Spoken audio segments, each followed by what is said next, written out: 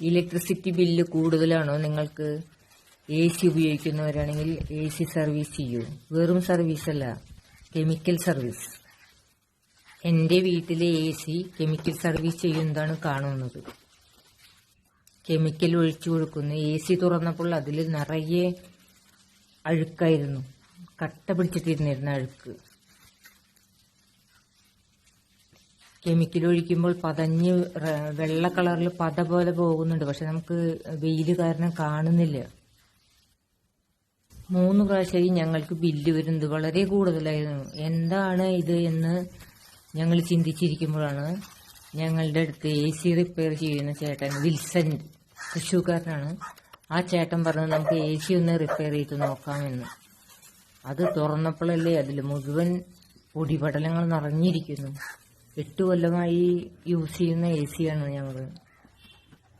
അതെല്ലാം നല്ല വെള്ളം ആ ചേട്ടൻ ഓരോ പാർട്സും എടുത്ത് ക്ലീൻ ചെയ്ത് വൃത്തിയാക്കിക്കൊണ്ടിരിക്കുകയാണ്.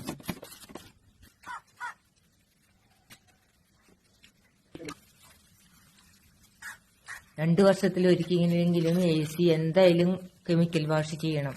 എന്നാൽ നമുക്ക് കറണ്ട് ചാർജ് നല്ല വെള്ളം കുറഞ്ഞേ കിട്ടൂ കേട്ടോ.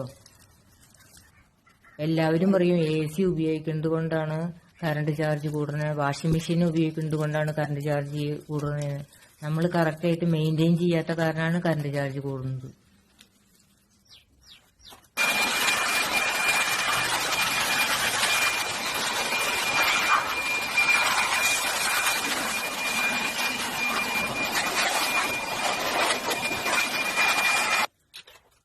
എല്ലാം ക്ലീൻ ചെയ്ത് നോക്കിയതിന് ശേഷം ഞങ്ങൾക്ക് 2 യൂണിറ്റിന്റെ ഡിഫറൻറ്റ് ഓരോ ദിവസം വന്നിരുന്നു.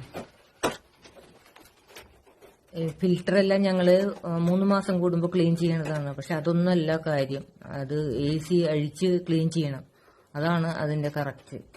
ഞങ്ങൾക്ക് നല്ല വ്യത്യാസം വന്നിട്ടുണ്ട്. നിങ്ങളും ട്രൈ ചെയ്ത് നോക്കൂട്ടോ ഉപയോഗിക്കുന്നവർ.